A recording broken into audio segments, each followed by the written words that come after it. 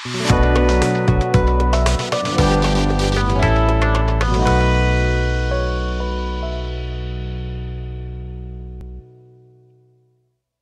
jadi mungkin itu merupakan suatu motivasi buat saya juga ya.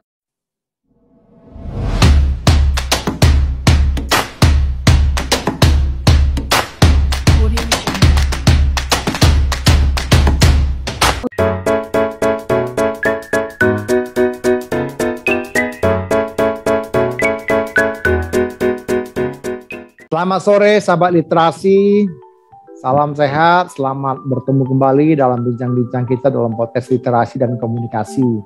Bersyukur kembali kita sampaikan kepada Tuhan Yang Maha Esa karena masih tetap memberi kita kesehatan di tengah-tengah, bahkan dalam kondisi PPKM darurat saat ini, kita masih bisa bertemu sapa dengan teman-teman hebat yang sedang ataupun yang telah menyelesaikan studi mereka di berbagai belahan dunia, dari universitas-universitas ternama yang memiliki reputasi luar biasa. Oke, langsung saja supaya kita hemat waktu, kita sapa beliau. Selamat sore, Mbak Raden, Mbak Argarini, apa kabar? Sore, Bang Raja, apa kabar? Alhamdulillah baik saya di sini. Iya, kami juga sehat-sehat ya. Mbak, kita panggilnya Mbak Argarini. Mbak Arga, boleh dong cerita kepada teman-teman sahabat literasi. Karena informasi yang kami dengar Mbak terakhir itu sedang studi Mbak di salah satu kampus yang cukup ya berkelas gitu ya. Boleh Mbak studi di kampus apa, prodi apa, dan mungkin di negara mana? Monggo Mbak. Oke. Halo, selamat sore sahabat literasi semuanya. Nama saya Argarini. Saya seorang dosen di Fakultas Kedokteran di salah satu universitas di Surabaya. Kebetulan saya menjalankan tugas belajar di luar negeri untuk mengambil program doktoral. Bidangnya sebenarnya kedokteran, tapi kalau misalnya di sekolah tersebut kebetulan masuknya ke School of Human Science. Jadi bidangnya itu adalah tentang jantung dan pembuluh darah. Universitasnya adalah the University of Western Australia. Itu ada di Perth. Kotanya cantik sekali, Bang Raja harus main ke sana pokoknya. Ya. Wah. Ya. Itu kalau misalnya kita kadang underestimate ya, Perth itu kan kota, kalau yang terkenal tuh kan kota-kota sebelah timur gitu ya, yang besar-besar, Sydney, Melbourne, dan lain sebagainya. Tapi Perth itu kotanya walaupun kecil, dia indah banget, dan kampusnya juga benar-benar yang indah, letaknya tuh benar-benar yang di tepi danau, jadi nyaman sekali untuk belajar. The University of Western Australia itu masuk ke dalam Big 8 untuk kampus di Australia, dan juga masuk ke dalam Big 100 ya, kalau nggak salah ukuran berdasarkan QS itu sekitar 80 sekian lah. Gitu. Dunia ya? Dunia, ya betul. Oke, jadi namanya tadi University of Western ya? The University of Western Australia. Kalau disingkat tuh UWA. UWA. Kurang keren tau UWA. Tinggal tambah. Jadi gimana UWA? Iya, tinggal tambah P belakangnya, UAP gitu ya. Iya. Bisa. Oke, cakep. Berarti Mbak Arga sebelumnya dosen ya Mbak ya? Dosen kedokteran sebelumnya ya? Dosen dan masih menjadi dosen sampai dengan sekarang. Oh gitu. Profesinya dosen apa dokter nih jadinya?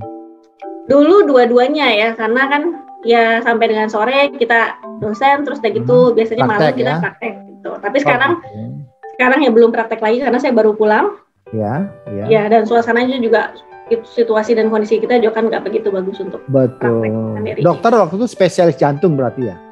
Enggak, saya dokter umum. Saya memang mengambil di Fakultas Kedokteran sendiri itu ada kita bedain namanya dosen preklinikal dengan dosen klinikal. Jadi klinikal tuh yang di klinik mengajarnya lebih di rumah sakit gitu. Kalau kita fokus pada pendidikan sebelum mereka masuk ke rumah sakit. Jadi memang saya mengambil jalurnya itu S2 dan S3 gitu. Walaupun sekarang yang klinikal juga mengambil jalurnya yang sama juga. Tapi memang kalau di kedokteran begitu, jadi ada preklinikal sama klinikal gitu. Wah, cakep. Jadi Bu Dokter ini punya pengalaman luar biasa nih ya. Sampai S3 loh, sahabat literasi itu bukan hal yang mudah lah. Oke, Mbak berarti menempuh studi berapa tahun nih Mbak? Sejak kapan? Saya 4 tahun, lebih 4 bulan ya. Itu 2000. Kemarin begini, karena penelitian ya? saya. Kenapa? 2016 mulai ya? Saya 2017. Oh, 17. Intake 2017 ya? Ya, lebih sedikit lah. Karena waktu itu kan COVID kan, dan protokol di Australia itu ketat banget. Jadi begitu COVID langsung di lockdown kan. Dan kampus juga beneran di lockdown. Sedangkan saya itu penelitiannya ke human langsung, ke manusia. Oh, oke. Jadi tidak memungkinkan bagi kita untuk melanjutkan penelitian kurang lebih sekitar 6 bulan. 6 bulan gitu. Enggak itu Mbak, enggak lakukan penelitian by daring gitu?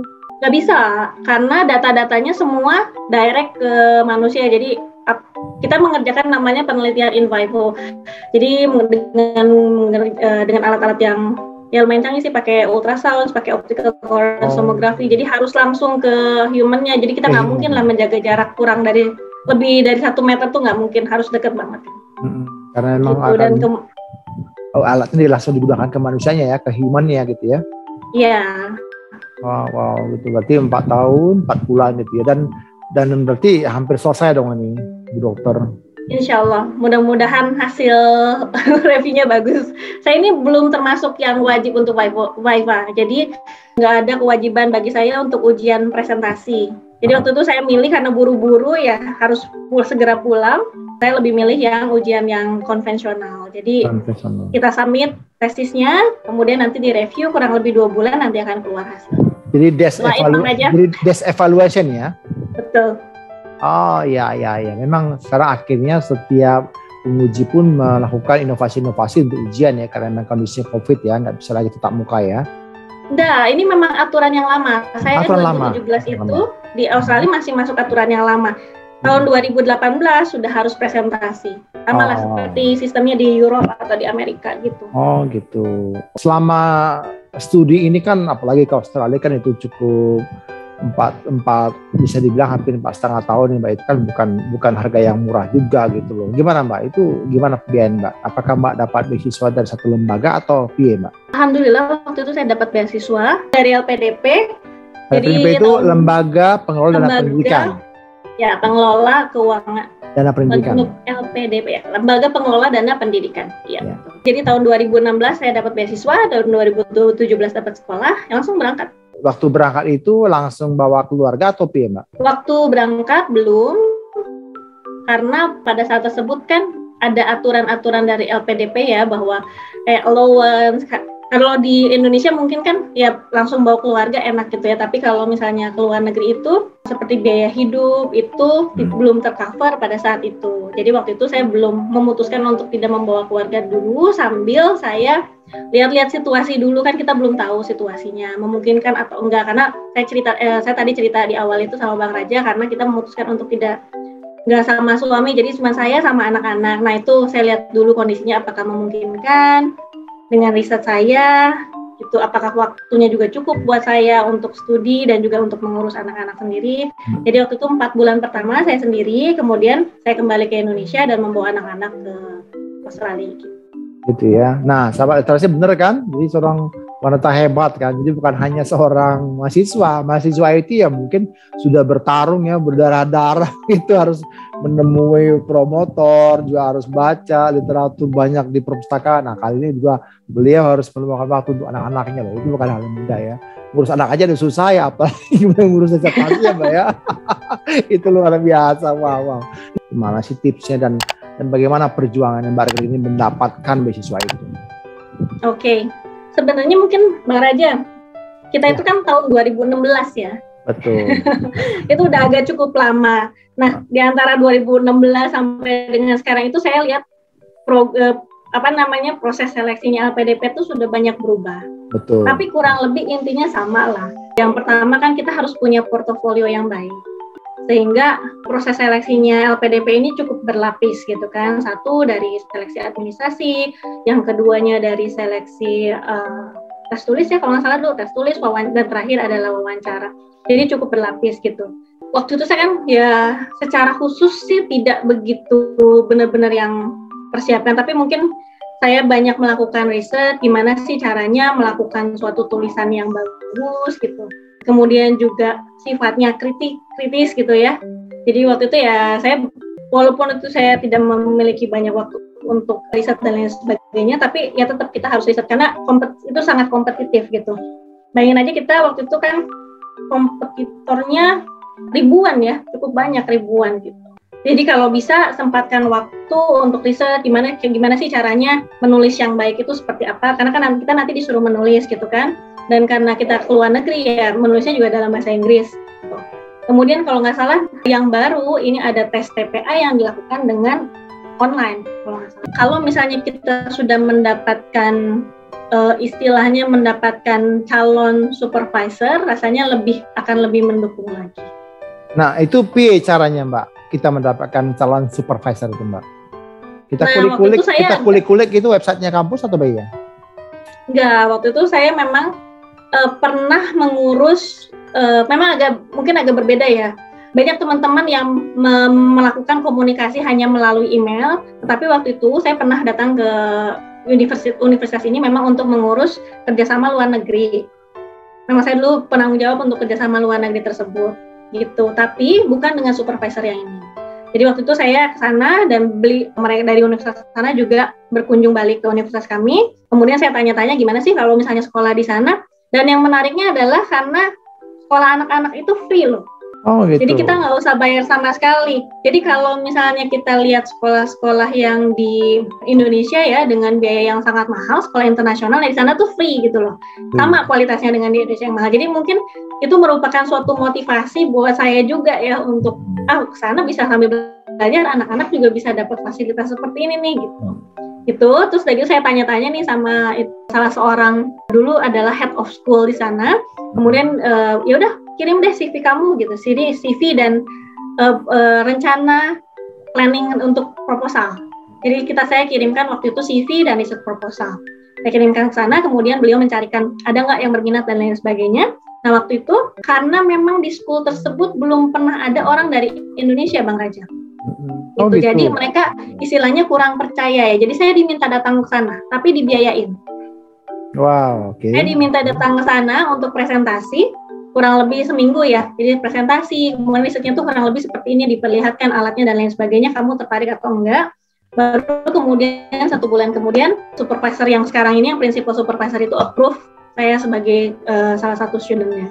Apa yang Mbak kira-kira akan sampaikan ke teman-teman, terutama sahabat literasi yang ingin meniru langkahnya berdokter ini? Monggo. Yang pertama mungkin ya harus serius ya, jangan setengah-setengah. Walaupun sebenarnya mungkin waktu pada saat pertama kan saya juga nggak bisa apa-apa, ini semua alat nggak pernah saya pakai di Indonesia. Walaupun sebenarnya saya juga dokter gitu, ultrasound di sini aja kita sebagai dokter umum nggak pernah pakai. Jadi satu, ya jangan setengah-setengah, harus benar-benar serius. Yang kedua adalah harus mau belajar sesuatu yang baru gitu. Padahal kan kalau misalnya kita lihat, saya tuh paling tua nih. Jadi PhD candidate paling tua. Teman-teman saya tuh umurnya 23, 22 dan lain sebagainya. Karena di sana itu mereka habis lulus bachelor, kemudian honor 1 tahun, langsung PhD gitu. Oke. Jadi saya adalah paling tua di sana. Ya gitu. Jadi harus mau belajar teknologi, terutama yang berkaitan dengan teknologi lah, karena semua ya, mulai dari alatnya, softwarenya, ya apalagi bidang saya, mungkin bidangnya sahabat literasi kan berbeda-beda gitu ya. Tapi jangan menyerah lah kalau misalnya dikasih sesuatu yang baru, jangan bilang, oh saya nggak bisa. Jangan bilang seperti itu. Coba dulu, kalau misalnya benar-benar nggak bisa, baru kita bilang sama sekali. Dan jangan mudah menyerah juga ya, kalau misalnya belajar, harus dengan sepenuh hati gitu. Dan yang terakhir adalah jangan lupa untuk selalu enjoy gitu ya, jangan sampai research itu jadi beban pikiran, terus dinikmati lah. Kita ini sekolah juga untuk dinikmati gitu. Untuk sahabat literasi mungkin ingin mencoba, jadi pemerintah Australia sendiri sebenarnya menyediakan yang pertama namanya AS ya, Australian Award.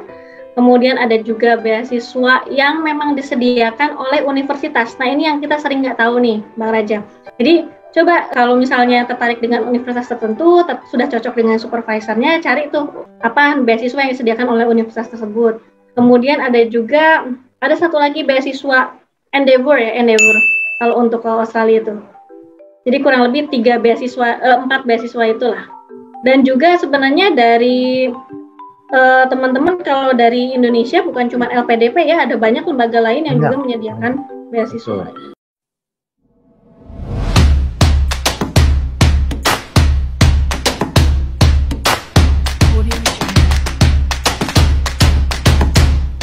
Jadi Jadi udah dapat beasiswa, udah dapat LOE, tapi ketika nunggu, kan saya dapat beasiswa kan ada masa tunggunya, saya iseng-iseng S2 dulu lah sambil nunggu gitu.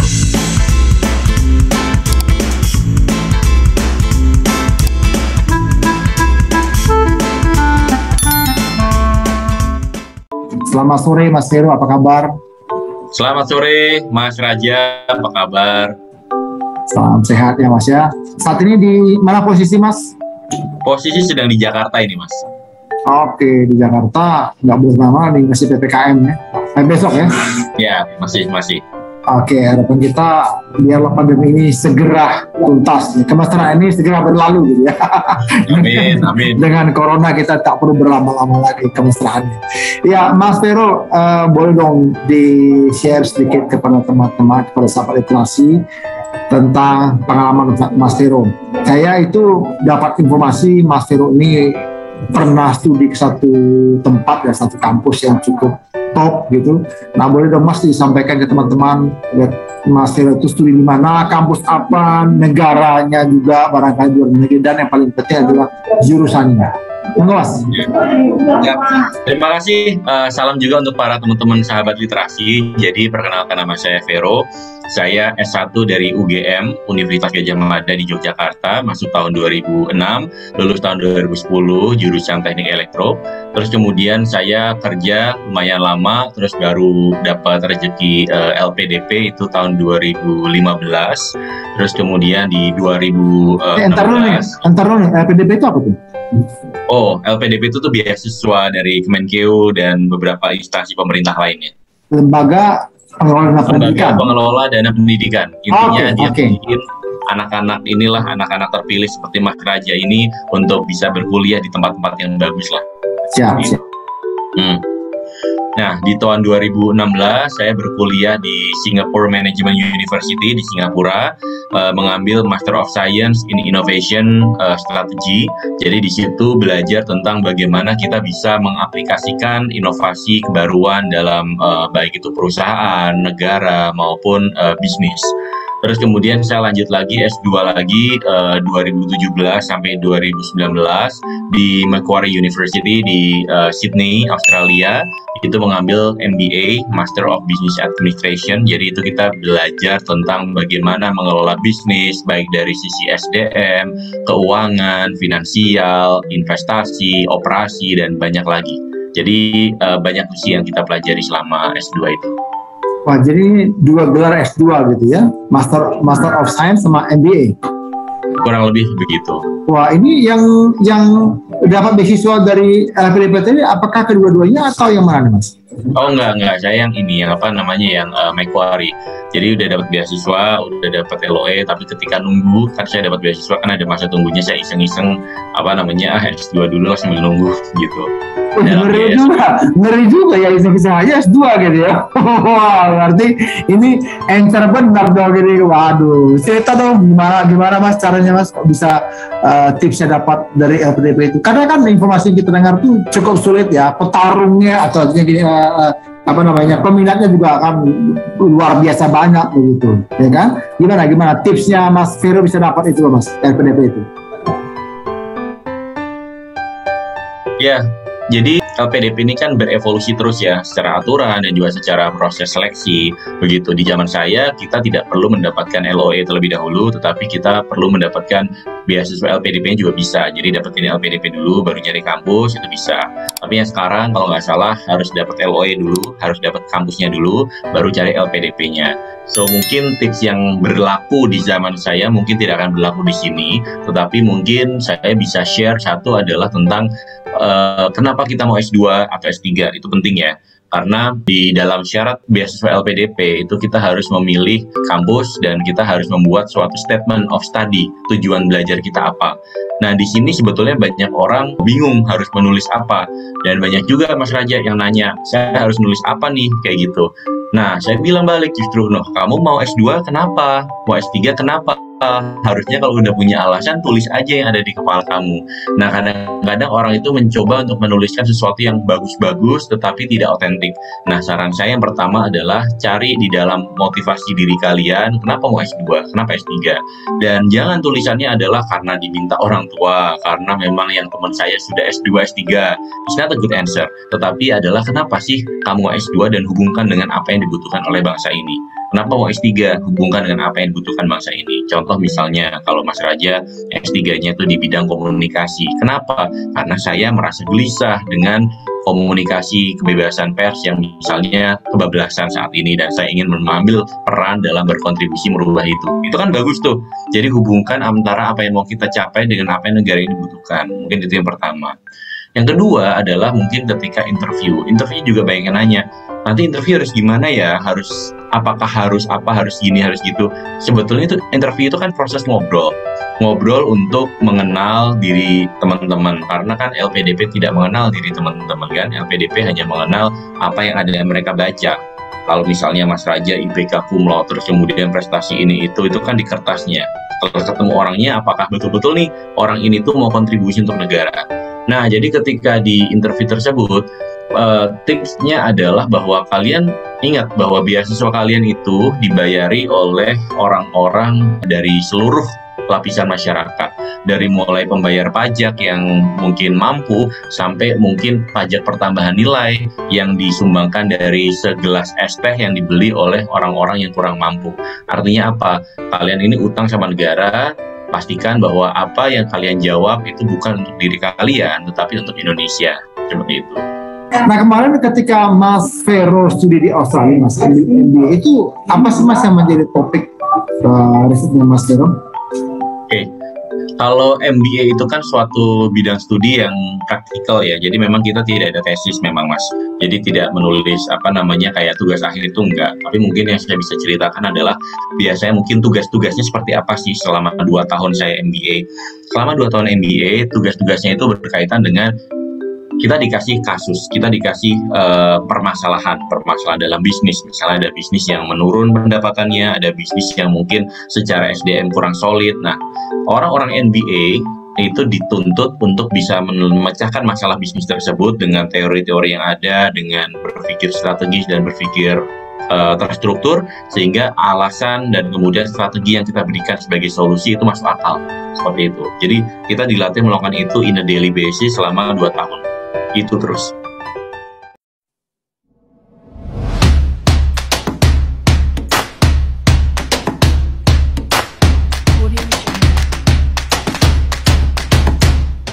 Persyaratan beasiswa ini tidak terlalu tinggi.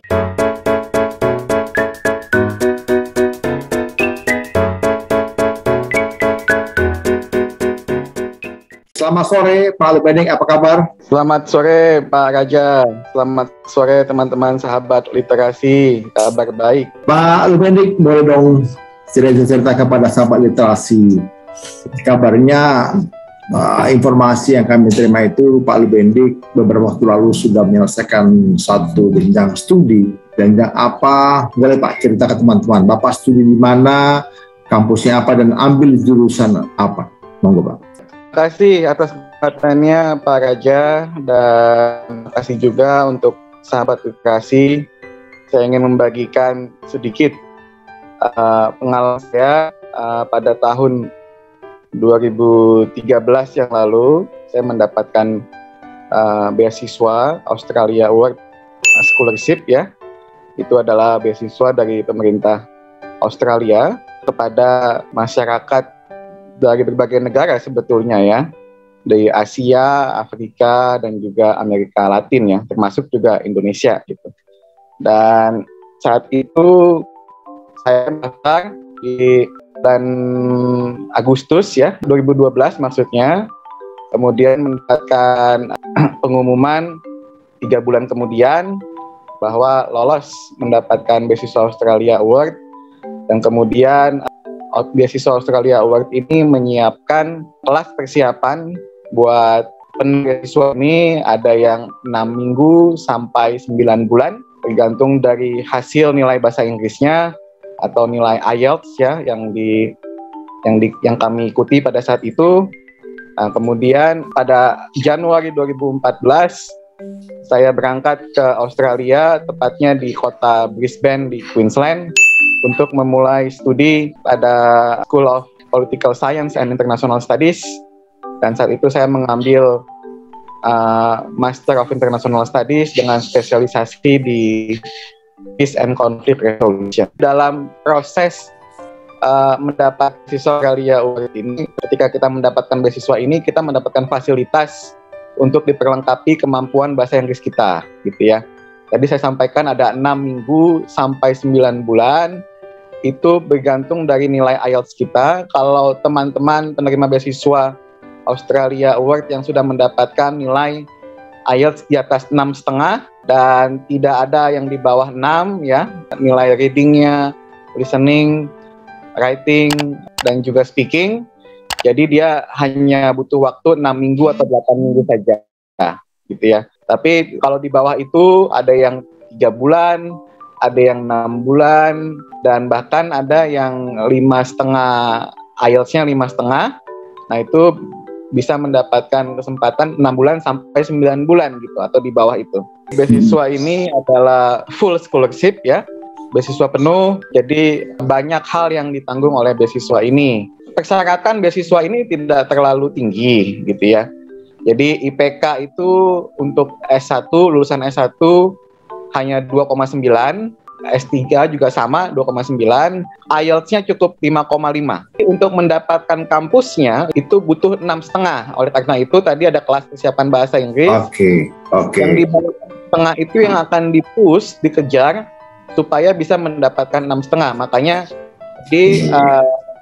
ada yang 9 bulan, ada yang 3 bulan, ada yang 6 bulan gitu ya. Tujuannya itu supaya bisa mendapatkan nilai 6,5 gitu. Jadi itu kelas persiapan ini kita lakukan, ada yang di Jakarta dan juga ada yang di Bali. Waktu itu gimana caranya? Apakah Pak Ruben dapat informasi dari teman atau memang cari sendiri? Dan terus apa yang Pak Ruben lakukan? Apa yang Pak Ruben persiapkan sehingga kemudian bisa lolos? Iya, untuk beasiswa ke Australia ini sebetulnya ini dibuka setiap tahun dan kebetulan ini sudah hampir 50 tahun lebih ya. Beasiswa dari pemerintah Australia ini ada di Indonesia dan beasiswa ini pembukaannya setiap awal Februari dan penutupannya setiap akhir April gitu ya. Cuma karena dalam 2 tahun terakhir ini karena masa pandemi, jadi penutupannya diundur, kadang bulan Juni, kadang bulan Juli gitu ya. Nah, itu kita bisa mengaksesnya di website Australia Award. Banyak hal-hal sebenarnya yang bisa kita lakukan kalau misalnya kita kreatif.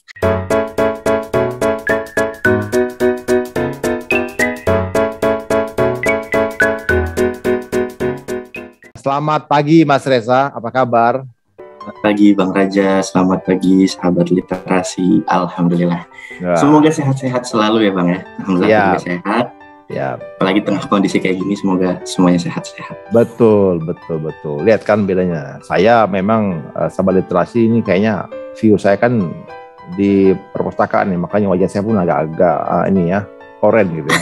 Kalau Mas Reza lihat tuh bening banget gitu ya.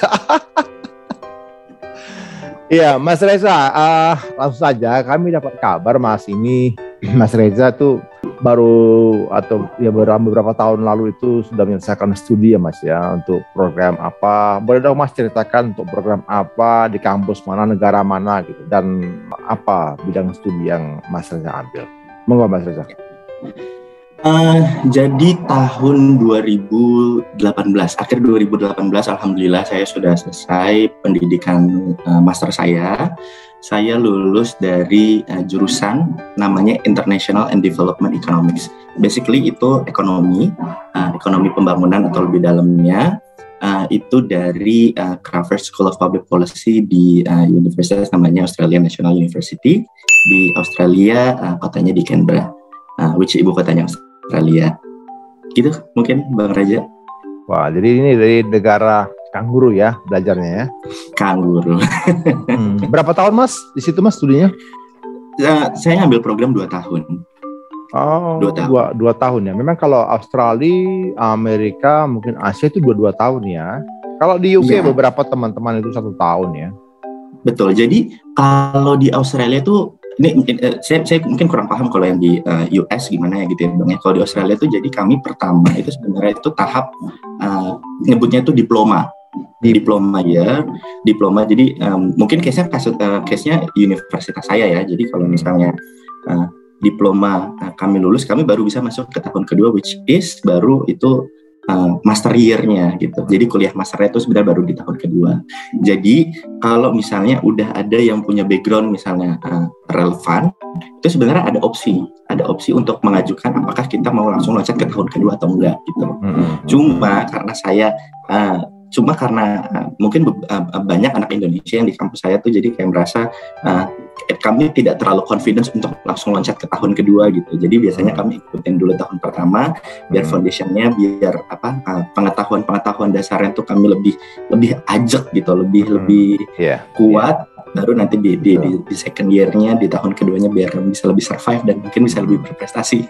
Iya, menarik ya. Artinya memang tetap meskipun dalam durasi 2 tahun ada juga opsi untuk pemilihan 1 tahun yang barangkali memang ada mahasiswa yang memang harus buru-buru segera pulang untuk segera bekerja kembali begitu ya. Ya menarik. Betul. Ini satu hal yang kita perlu sama-sama dengar juga sahabat literasi. Jadi ada pilihan-pilihan yang disediakan oleh kampus ya. Lalu selama studi ini Mas Reza apa yang Anda teliti Mas? Waktu itu saya meneliti soal UMKM.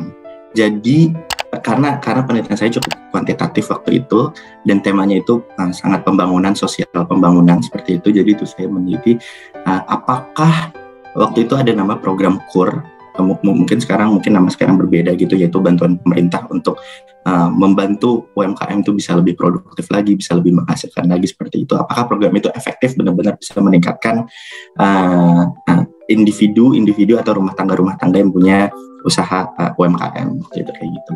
Saya dapat beasiswa itu dari Kementerian Keuangan, mungkin udah banyak yang tahu namanya Lembaga Pengelola Dana Pendidikan atau LPDP. Beasiswanya itu waktu itu namanya Beasiswa Pendidikan Indonesia atau BPI. Oke. Tempat di mana saya akhirnya ketemu sama Bang Raja juga. Siap. Jadi mungkin kepada sahabat literasi gitu ya, terutama satu kunci sebenarnya itu adalah konsistensi sebenarnya. Jadi ketika kita tahu nih sebenarnya kita tuh mau apa sih gitu ya, kita tuh cita-cita kita tuh apa gitu, dan cara mencapai cita-cita kita tuh seperti apa gitu, itu sebenarnya kita harus konsisten dalam melakukan itu gitu. Jadi mungkin cerita sedikit ya Bang Raja ya. Jadi mungkin saya juga sebenarnya bukan berasal dari saya berasal tuh dari keluarga yang sederhana aja gitu. Cuma mungkin privilege saya adalah saya dari kecil orang tua saya sudah merantau ke Jakarta gitu. Jadi meskipun saya dari keluarga sederhana, tetapi ketika saya waktu itu dapat kesempatan buat tumbuh dan berkembang di Jakarta, saya merasa Jakarta itu adalah opportunity atau kesempatan itu berkumpul di sana gitu. Mungkin itu privilege saya, sesuatu yang nggak bisa saya tampilkan gitu ya. Jadi meskipun saya dari keluarga sederhana, tapi ketika saya mau konsisten dan saya mau bekerja keras di waktu itu gitu ya. Jadi saya punya dapat kesempatan buat menggapai cita-cita saya gitu. Jadi saya tahu gitu, misalnya untuk kuliah ke luar negeri itu sebenarnya juga meskipun kita pakai beasiswa, tetapi ketika kita ingin mendapatkan beasiswa itu ada biaya-biaya yang harus kita keluarkan juga. Itu sesuatu yang sebenarnya kita nggak bisa kita hindari gitu ya. Apalagi kalau misalnya Kak saya belum kerja, gimana saya itu? Iya saya paham itu, dan itu sebenarnya sesuatu yang kita harus cari jalan keluarnya gitu. Nah sebenarnya kayak misalnya kebetulan saya waktu itu tuh saya dapat beasiswa juga dari kampus saya waktu tempat S1 gitu, beasiswa untuk pengayaan bahasa. Jadi nanti kita misalnya dilatih bahasanya, terus kemudian nanti di akhirnya kita tuh kayak dikasih beasiswa untuk ngambil kayak tes IELTS atau TOEFL gitu. Dan itu beberapa kali gitu, dan saya merasa bersyukur gitu. Jadi kayak waktu itu kalau misalnya saya nggak ngejar beasiswa itu, mungkin saya juga akhirnya nggak bisa ketemu Bang Raja di LPDP kayak gitu. Jadi sebenarnya kesempatan itu di luar banyak banget, dan cara yang bisa kita lakukan itu sebenarnya banyak banget gitu. Ya meskipun misalnya kita nggak dapat beasiswa misalnya untuk program bahasa gitu, tapi misalnya kita dari daerah, tapi kita punya saudara kita yang ternyata cukup berada gitu, kita juga bisa minta ke sana gitu. Banyaklah hal-hal sebenarnya yang bisa kita lakukan kalau misalnya kita kreatif. Tapi di balik itu semua adalah konsistensi gitu. Jangan pernah mudah menyerah. Jadi ketika kita punya satu tujuan dan kita tahu bahwa tujuan itu positif dan berdampak luas buat masyarakat, kita kejar terus gitu.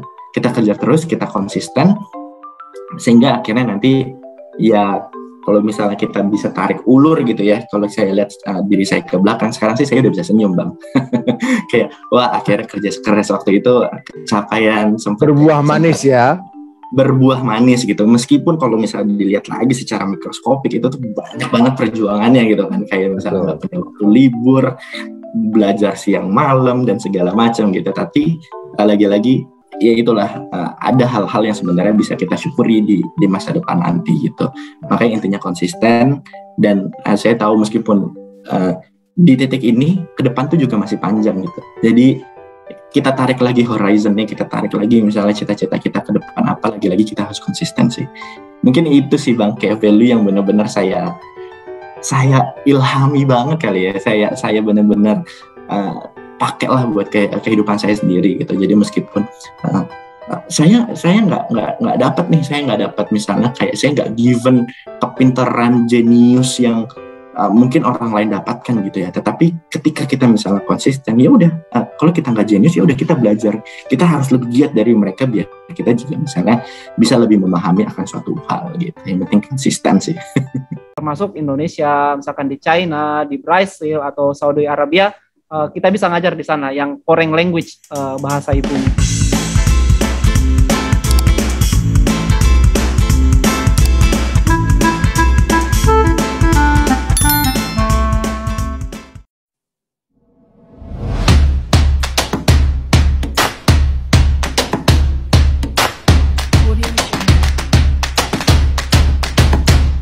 Selamat sore, Bro Rifki, apa kabar? Alhamdulillah baik, Mas Raja, baik. Mas Raja bagaimana kabarnya? Sehat. Semua kita sehat ya dalam kondisi pandemi seperti ini ya. Amin. Iya. Sekarang posisi di mana? Sekarang lokasi di Goa. Goa itu pas di sebelahnya Makassar. Oh, di Sulawesi Selatan. Wah, ya, benar. Saya saat ini ada di Jogja. Jadi ini pertemuan antara Indonesia bagian barat dan Indonesia bagian tengah. Cakep ya. Jadi sekarang ya, kita bisa keliling dunia melalui Zoom meeting. Berkat pandemi ya, salah satu hikmah dari pandemi ya. Betul. Kita harus tetap peka gitu. Iya. Ngomong di Sulawesi Selatan gimana? Masih PPKM kah atau seperti apa? Kalau Sulawesi Selatan mayoritas PPKM, termasuk Makassar dan Goa itu masih level 4. Level 4 ya? Iya, benar. Wah, rata-rata masih level 4. Berarti sama kayak Jogja ini, masih level 4, masih cukup tinggi ya? Iya. Oke, Mas Rifki, beberapa waktu lalu saya dapat kabar Anda baru selesai studi master loh. Studi master itu artinya levelnya itu strata 2 gitu ya. Banyak orang mungkin tidak pernah bermimpi ya, apalagi studi itu. Nanti kita coba tanya, di mana sih Mas sekolahnya dan kampus apa dan ambil jurusan apa? Oke, jadi saya dulu itu ngambil S2-nya di Monash University. Jadi letaknya itu di Melbourne, di Australia. Terus jurusan saya itu sebenarnya masih linear sama waktu saya waktu mengambil pendidikan bahasa Inggris di UIN Alauddin. Terus lanjut S2 di Monash University ngambil Master of TESOL. Mungkin masih banyak yang teman-teman masih bingung apa itu TESOL ya. Jadi TESOL itu TESOL apa itu? Ya. Jadi TESOL itu singkatan dari Teaching English to Speakers of Other Languages. Jadi TESOL itu salah satu program master di mana outputnya itu kita bisa ngajar bahasa Inggris di negara yang bahasa ibunya itu bukan bahasa Inggris. Jadi termasuk Indonesia, misalkan di China, di Brazil atau Saudi Arabia, kita bisa ngajar di sana yang foreign language bahasa ibunya. Kurang lebih artinya kita akan memiliki satu sertifikat begitu ya. Sertifikasinya itu karena akan diterima secara global toh? Benar, betul. Wah, apa bedanya dengan pendidikan bahasa Inggris lainnya? Ya benar, jadi kan kalau di luar negeri itu ada MED, Master of Education, ada Master of TESOL. Jadi kalau MED itu dia lebih ke education secara umum. Jadi itu pun masih terbagi lagi, ada yang early childhood, ada yang leadership, ada teknologi. Tapi kalau saya memang itu, kalau TESOL itu khusus untuk pengajaran bahasa Inggris.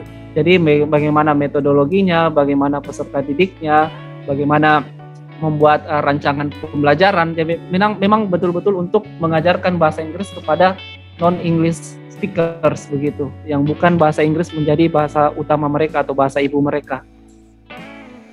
Artinya seorang alumni dari TESOL ini ya, masuk TESOL ini memiliki kualifikasi yang bertaraf global begitu ya, karena kan dia akan diterima di seluruh dunia begitu.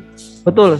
Jadi bisa digunakan di negara manapun selama negara itu bukan bahasa Inggris sebagai negara bahasa ibunya. Misalkan kayak Australia, UK, Amerika kan sudah bahasa Inggris ya. Tapi kalau di China, Arab Saudi atau Brasil atau bahkan Indonesia kan itu bahasa Inggris sebagai foreign language atau bahasa asing. Makanya sertifikasi TESOL itu bisa digunakan untuk negara yang bukan bahasa Inggris yang bahasa ibunya. Bisa ngajar di mana aja sebenarnya. Keren banget dong kalau gitu. Wow, jadi sahabat literasi kita bertemu salah seorang pemuda atau seorang anak bangsa yang ngeri juga ya, ngeri sedap. Dia punya sertifikasi gitu. Artinya dia bisa mengajar orang-orang asing yang memang tidak menggunakan bahasa ibunya itu bahasa Inggris begitu ya. Wah, sekarang di mana kerjanya Mas Rifki? Sekarang ngajarnya di salah satu madrasah di Goa di Sulawesi Selatan, tingkat SMP. Tingkat SMP ya. Jadi ya. MTS ya? Benar, MTS, Madrasah Sanawiyah. Oh gitu. Apa yang Anda lakukan itu? Apa yang Anda ajarkan? Apakah mengajarkan seperti tadi pengajarannya atau juga linguistiknya atau apa? Oke, jadi di sekolah saya kebetulan itu belajar bahasa Inggrisnya itu 2 kali. Jadi ada mata pelajaran bahasa Inggris. Terus kan di sekolah juga itu ada pelajaran tambahan yang namanya English Practice. Jadi saya mengajarkan 2 mata pelajaran itu, bahasa Inggris yang lebih ke memang ikut kurikulum pemerintah. Terus sementara English Practice itu memang lebih ke praktikalnya, di mana siswa itu bisa mempraktekkan langsung bahasa Inggrisnya. Karena kan kalau bahasa Inggris saja itu biasanya kurang kesempatan siswa untuk mengaplikasikan apa yang mereka pelajari. Jadi di sekolah saya itu ada tambahan mata pelajaran yang bernama English Practice, untuk dimana mereka bisa mempraktekkan bahasa Inggris yang mereka pelajari dengan lebih luas begitu, mempunyai banyak waktu di sana untuk berekspresi menggunakan bahasa Inggris. So you mean they speak English daily? Ya, actually ya, sebenarnya ada juga programnya di mana ada English Day. Ada juga Arab Day. Jadi di English Day itu memang betul-betul mereka mempraktekkan bahasa Inggris mereka. Tapi kalau di kelas pada saat English Practice mereka diusahakan untuk menggunakan bahasa Inggris selama proses pembelajaran. Tapi untuk di luar kelas ada program khusus yang memang satu sekolah di mana mereka harus berbahasa Inggris selama seharian seperti itu. Karena ada memang English Day, ada juga kadang Arab Day. Mereka menggunakan bahasa Arab, ada yang menggunakan bahasa Inggris selama 1 hari. Di situ mereka bisa mengaplikasikan apa yang telah mereka pelajari di kelas. Itu hanya sebatas arahan saja atau perintah, atau kemudian kalau dia nggak berbahasa Inggris nih, dia nanti dapat punishment gitu, pakai stick and carrot atau bagaimana? Oke, karena ini masih awal, kebetulan sekolah saya juga masih sekolah baru 2 tahun berjalan, jadi belum ada punishment-nya, tapi kita masih meng-urge, selalu memotivasi siswa untuk menggunakan bahasa Inggris semaksimal mungkin, sebanyak-banyaknya. Jadi mungkin nanti ke depannya kalau sudah mulai banyak, mungkin lebih dari 50% yang cakap bahasa Inggris, baru kita mulai aplikasikan, mungkin ada punishment-nya, mungkin kalau ada yang pakai bahasa Indonesia pada saat English Day seperti itu. Itu gimana kalau gurunya gimana? Ntar gurunya pakai bahasa Makassar lagi. Termasuk gurunya, benar. Termasuk gurunya juga wajib. Jadi kalau English Day wajib guru dan siswa dan SDM, semua SDM di madrasah itu pakai bahasa Inggris. Kalau Arab Day semuanya wajib pakai bahasa Arab. Saya kuliahnya di Monash itu 2016 pada LPDP sampai 2018 karena diusikan 2 tahun. Sebentar, Anda tadi sebutkan LPDP, berarti Anda dibiayai oleh LPDP? Ya betul. Jadi saya LPDP itu yang lembaga pengelola dana pendidikan. Betul. Lembaga gimana? Gimana tuh? Itu besar sekali tuh biaya kalau Australia itu. Kok bisa dapat?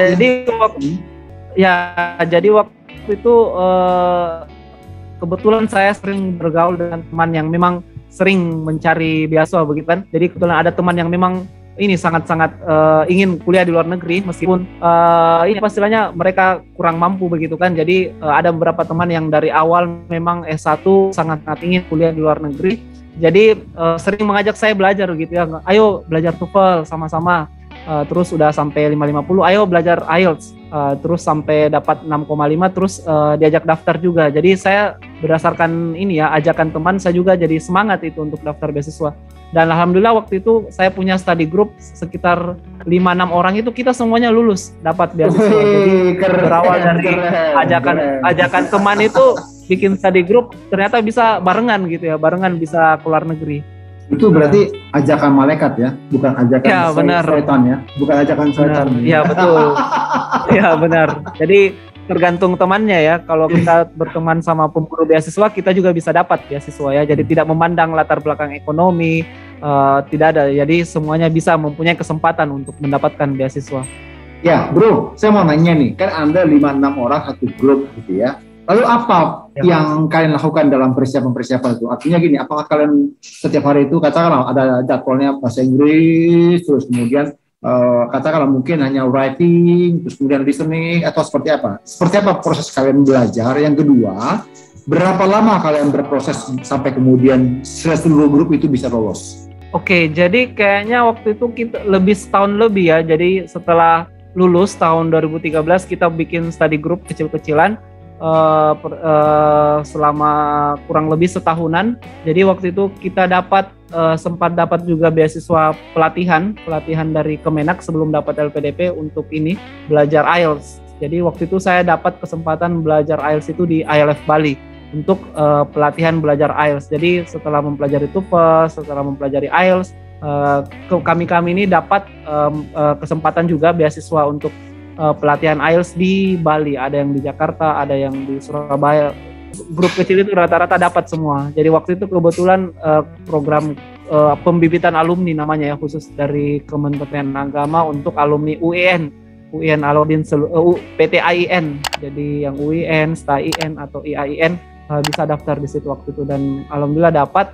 Jadi waktu itu karena sudah belajar sering kurang lebih setahun belajar TOEFL, belajar IELTS, jadi pada saat tes untuk mendapatkan beasiswa Mora Scholarship namanya itu, alhamdulillah dapat skor 6, di situ dapat kesempatan untuk belajar di Bali selama 3 bulan waktu itu.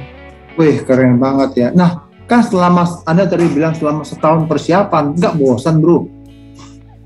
Oke, jadi kenapa agak lama? Karena waktu itu juga kan sambil full time kerja. Jadi saya ngajar dari 2013 itu ngajar di kursusan sampai sekitar 2016. Jadi pagi sampai sore bahkan sampai malam itu kita biasa ngajar. Terus biasanya bahkan ngajar jam sampai setengah 9. Jam 9 itu kita lanjut belajar lagi dengan study group sampai jam 11 malam bahkan sampai jam 12 malam. Termasuk malam minggu waktu itu saya ingat banget. Malam minggu orang lain pada kemana gitu kan, kita malah belajar IELTS sampai jam 12 malam. Jangan-jangan nih grup jomblo lagi nih. Ya betul ya, sambil curhat juga sebenarnya sih. Gitu ya. Tapi alhamdulillah semuanya bisa bareng-bareng keluar negeri. Nah itu berarti kan 5 atau 6 orang? 6 orang? Iya betul, sekitar 5-6 orang. Oke, itu ke Australia semua atau kemana? Lulusnya ada 3 orang itu ke Australia, bahkan sama kampusnya, bahkan saya punya teman yang sama S1-nya sama juga S2-nya, teman sekelas waktu S1, teman sekelas juga waktu S2 di Monash, kami bertiga. Terus ada satu teman yang di UK, terus malah ada satu itu udah mau lanjut S3 lagi nanti di Amerika di Fulbright. Wih, keren. Ya, semoga bisa ketularan lagi S3-nya nanti sama iya. Beasiswa itu sangat-sangat mungkin didapatkan oleh seluruh orang ya, bahkan mungkin ada beberapa beasiswa termasuk LPDP yang malah memfokuskan kepada ini kan area yang misalkan yang tertinggal atau bahkan mungkin juga untuk yang kurang mampu. Jadi banyak sebenarnya, dan sebenarnya semua punya kesempatan selama teman-teman itu bisa menguasai bahasa Inggris sebenarnya. Jadi baik teman-teman mau daftar beasiswa dalam negeri maupun luar negeri, selama teman-teman bisa menguasai bahasa Inggris, saya rasa itu tinggal masalah waktu untuk bisa mendapatkan beasiswa. Misalkan kalau teman-teman sudah punya minimal TOEFL 500 misalkan, pasti kalau daftar itu kan salah satu ini ya, persyaratan untuk mendapatkan S2 dalam negeri. Jadi kalau sudah dapat TOEFL 500, coba aja terus daftar beasiswa, pasti bakalan dapat. Kalau mau keluar biasanya LPDP itu IELTS 6,5 ya. Jadi kalau sudah punya IELTS 6,5 pasti tinggal tunggu waktu akan keluar negeri. Dan bukan cuma LPDP, beasiswa lain juga begitu ya. Bahkan kalau AAS itu bahkan biasanya lebih rendah standarnya, mungkin 5,5 atau 6 atau yang lain akan Fulbright. Selama teman-teman mau belajar untuk memenuhi persyaratan beasiswa, saya kira tidak ada yang tidak mungkin buat teman-teman ya, terlepas dari ketersulitan ekonomi. Saya rasa itu bukan menjadi hambatan, karena banyak sekali teman-teman yang lain yang bahkan saya punya teman yang kayak memang dari betul-betul yang dari hutan, maksudnya tinggalnya di hutan dulu, harus jauh berjam-jam ke sekolah itu. Alhamdulillah saya ketemu di sana banyak sekali teman-teman yang kurang mampu dan bisa studi sampai ke luar negeri, ke Australia. So if you wanna get scholarship, there are several things that you need to prepare. So first thing is I think the experience. I mean you have to have experience when you are studying. Like you have to be active in organization. Jadi harus aktif di organisasi. And also in India you have to contribute to the society. Jadi kita juga harus berkontribusi kepada masyarakat. Nah, even though your contribution is very small, bahkan kalau kontribusinya itu sedikit apapun, tapi itu concrete, I think it's much better ya daripada rather than if you just boasting about something that is impossible. Jadi like what I said when I was interviewed by the interviewer in LPDP, so I said the literacy in Indonesia is very low. Jadi angka literasi di Indonesia sangat-sangat rendah ya, minat, especially the reading habits. That's what I wanted to fix when I studied abroad. So when I went back from Australia, I want to improve the reading literacy of Indonesian people. Jadi at the time I told the interviewer that I want to make a library where many students want to read the books, because I think based on my experience, only a few students who are interested in reading books begitu. Sangat-sangat rendah atau sangat-sangat minim minat baca anak-anak di Indonesia, especially nowadays. Sangat, because the advance of technology, perkembangan teknologi itu students are more interested in using their gadgets ya for playing games, untuk bermain game. Jadi saya sangat-sangat ingin membuat perpustakaan di mana dan ingin menarik minat anak-anak untuk membaca gitu ya, untuk meningkatkan literasi mereka. Itu yang yang small thing that I told to the examiners, bahwa saya ingin buat seperti ini, meskipun itu hal yang mungkin tidak terlalu besar, tapi dampaknya itu nyata begitu untuk kemajuan anak-anak didik di masa yang akan datang begitu, meningkatkan daya minat bacanya anak-anak. 6 bulan yang terpadat menurut saya, terpadat dalam hidup saya.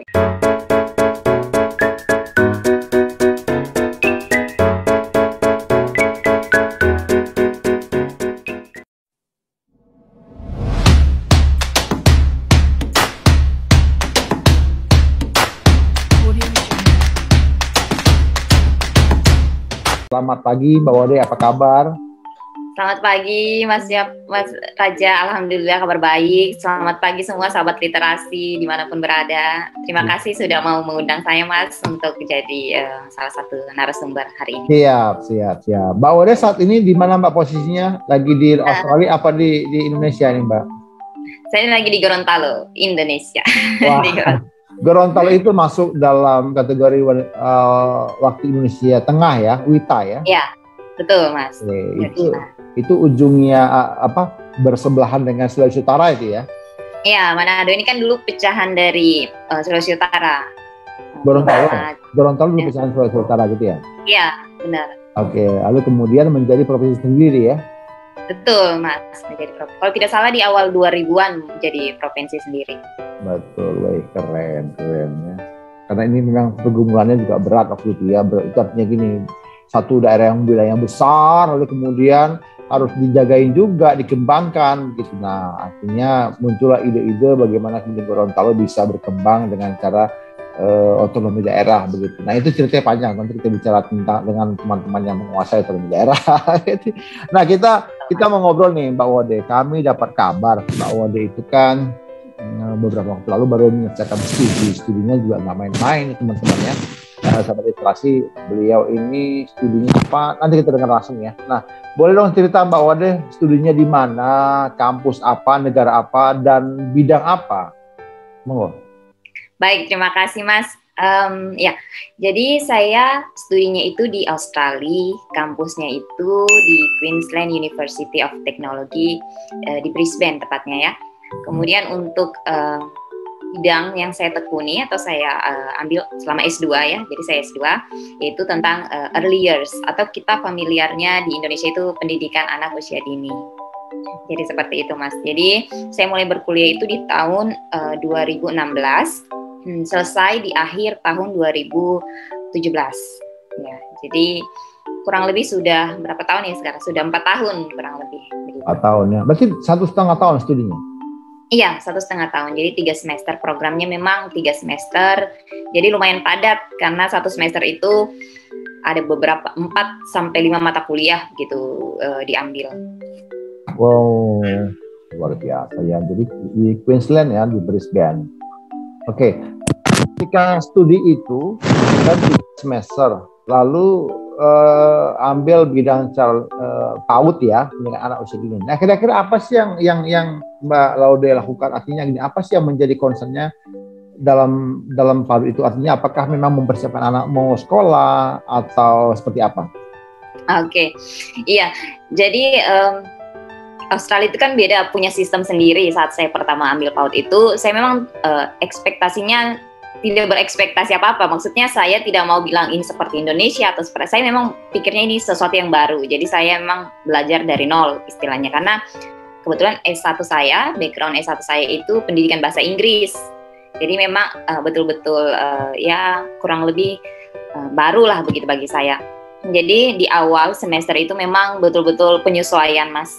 Saya memang betul-betul beradaptasi di situ, mencari tahu bagaimana sih, apa sih yang kita fokuskan. Tapi bagusnya adalah sebelum saya mengambil program ini, saya sudah research di program itu, mulai dari kurikulumnya, mulai dari assignment-nya, mulai dari apa yang di-expect student untuk bisa paham begitu kan. Nah, jadi di awal itu saya kemudian melihat bahwa untuk di PAUD yang ada di program yang saya ambil, mereka memang di awal fokus itu lebih ke general, mulai dari misalnya perkembangan anak. Jadi memang dibahas di semua aspek perkembangan, misalnya perkembangan fisiknya, perkembangan kognitifnya, dan sebagainya. Kemudian setelah di awal semester itu membahas hal tentang perkembangan, kita lalu masuk ke literasinya, bagaimana meningkatkan literasi anak usia dini. Walaupun bagusnya kampus saya itu mereka tidak mematok satu konteks. Jadi misalnya kamu konteksnya Indonesia, khususnya misalnya konteksnya kayak saya mungkin lebih ke Kendari begitu ya, atau ke Sulawesi begitu, yang Jawa mungkin masih kurang dengan Jawa, masih beda dengan Jawa begitu. Jadi mereka mempersilahkan kita ngambil konteks yang kita rasa nyaman dan kita familiar. Jadi nggak memaksakan harus paham tentang pendidikan yang di Australia, tapi kita tahu belajar, tapi mungkin tidak sampai jauh untuk lebih paham tentang konteks mereka begitu. Kita cuma memodifikasi apa yang bisa kita ambil dari pembelajaran di Australia dan mana yang bisa cocok diterapkan di konteks kita begitu. Kemudian setelah itu lalu masuk ke lebih kepada research kita mau fokus di bidang apa nih? Kamu mau fokus untuk gurunya, peningkatan kompetensi guru PAUD, atau mungkin lebih ke fokus ke anak, pembelajaran anak. Jadi memang kita diberikan kesempatan untuk memilih topik atau memilih area yang kita rasa ingin jadikan riset seperti itu, Mas. Berarti di Australia bisa disebutkan mereka juga punya beragam tempat konteks begitu ya. Artinya ketika kita nanti memilih, kita kan tadi bahwa menarik menyebutkan ada semacam modifikasi begitu ya. Jadi kayak ATM ya, amati, tiru, dan modifikasi begitu ya. Nah, berarti kan mereka apakah juga punya beberapa konteks yang coba disajikan kepada studentnya? Iya, mereka punya beberapa hal seperti misalnya kurikulum. Kurikulum itu kita lihat kurikulum Australia, kurikulum New Zealand, kemudian kebetulan di tempat saya satu-satunya mahasiswa Indonesia itu saya. Jadi saya banyak belajar juga tentang konteks misalnya di Singapura bagaimana. Kemudian ada yang dari Bhutan kemarin, ada yang dari Cina, jadi kita memang konteksnya itu internasional sekali. Jadi kita semua diberi kesempatan untuk memperkenalkan kelebihan masing-masing dari tiap negara, kurikulumnya bagaimana, kemudian saling belajar satu sama lain. Misalnya di Malaysia mereka punya misalnya bahasa pengantarnya, ada mungkin bahasa Inggris, bahasa Cina, bahasa India, begitu. Kalau di tempat kami seperti apa, begitu kan. Jadi kita share hal-hal seperti itu dalam konteks di anak usia dini, gitu. Oke. Nah ini kan bicara tentang anak usia dini ya, PAUD ya.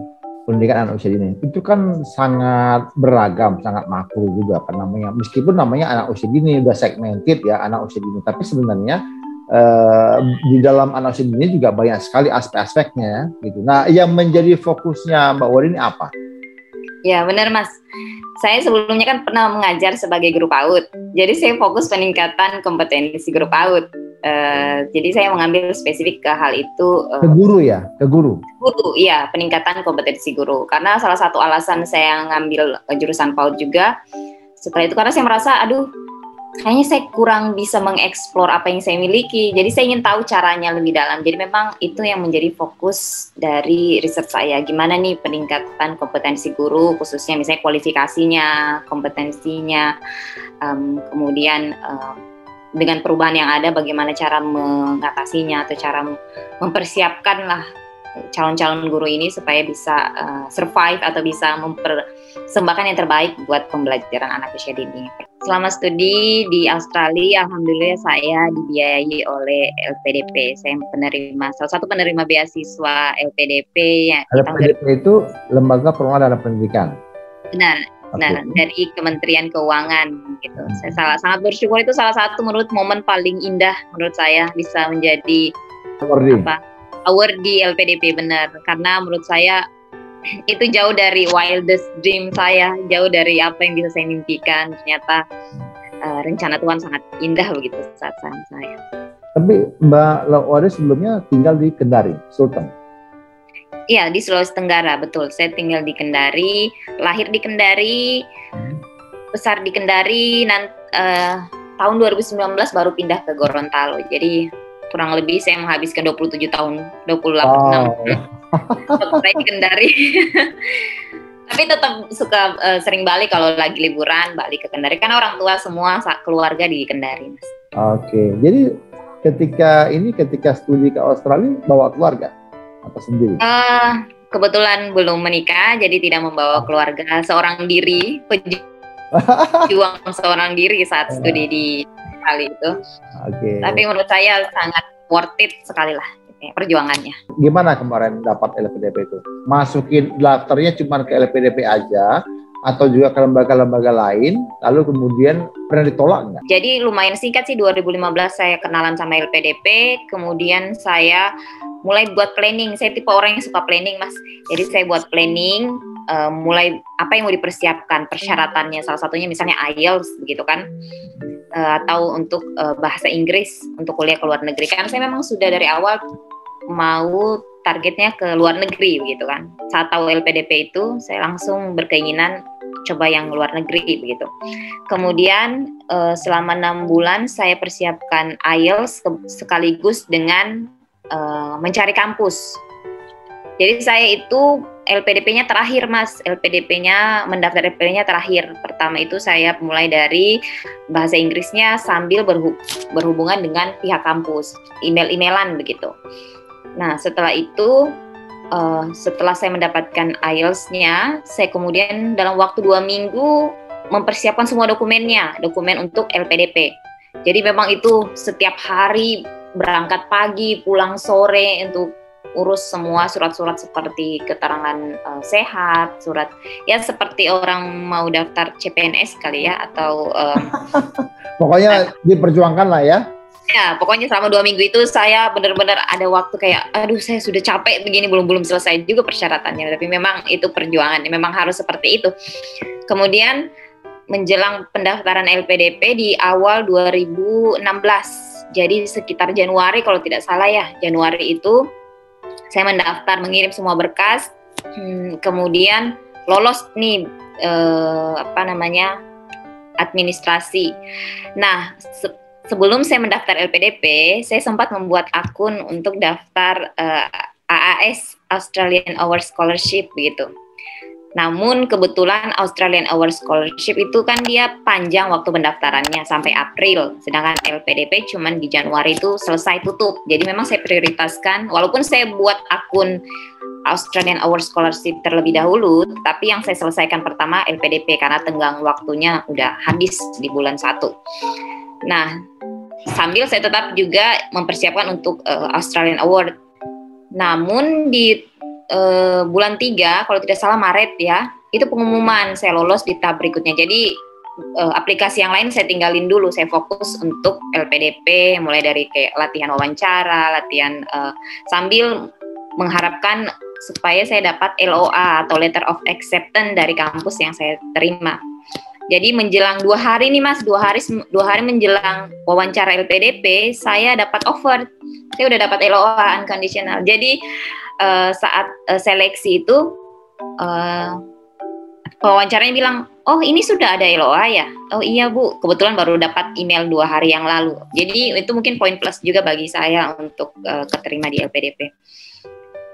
Kemudian setelah panjang menunggu pengumuman, akhirnya alhamdulillah keterima itu di bulan 4 kalau tidak salah ya Mas pengumumannya, tahu saya kurang ingat bulan berapa. Intinya dari situ 2 bulan kemudian saya langsung studi. Jadi memang singkat sekali, seperti orang maratonan begitu saya rasa, karena belum berhenti di sini, ada lagi, mulai urus visa, mulai urus segala macam. Itu jadi 6 bulan yang terpadat menurut saya, terpadat dalam hidup saya begitu. Menurut saya yang pertama itu saya pesankan kita harus disiplin sama mimpi kita begitu.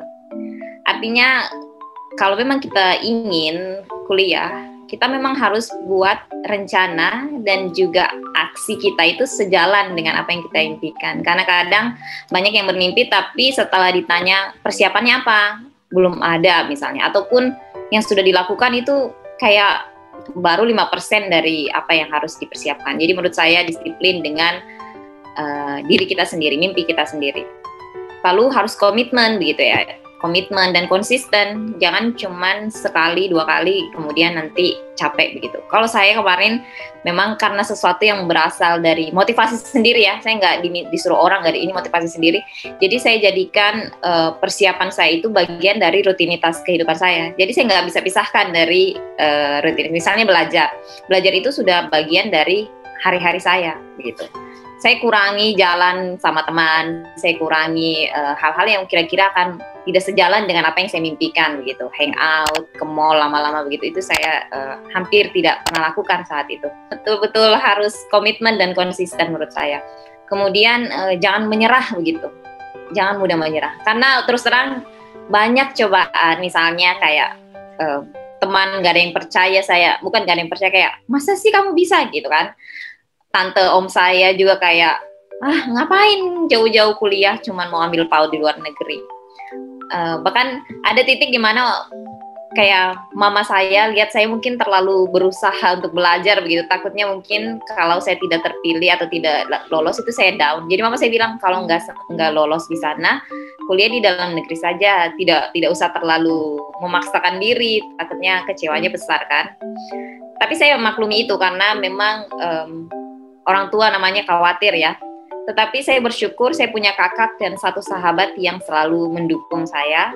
Jadi saat kita down, karena memang kita butuh kata motivasi ataupun orang mengingatkan, kamu sudah sejauh ini loh, masa cuman karena 1-2 hal kamu sudah menyerah gitu. Jadi selama proses ini saya memang berjuang terus. Intinya saya nggak mau bilang saya gagal karena usaha saya kurang. Saya mau pastikan saya nggak menyesal karena usaha saya kurang. Jadi sebisa mungkin usaha saya maksimalkan untuk apa yang saya inginkan. Kemudian Yang selanjutnya itu adalah jangan dijadikan beban, anggap itu sebagai sesuatu yang bagian dari kita, jadi tidak merasa terbebani. Jadi saya memang tidak terbebani selama proses ini, dan selalu pasti selalu berdoa apa yang kita inginkan ini semua mungkin didukung sama Tuhan gitu. Demikian sahabat literasi, saya Raja Nabi Tupulu pamit undur, salam sehat.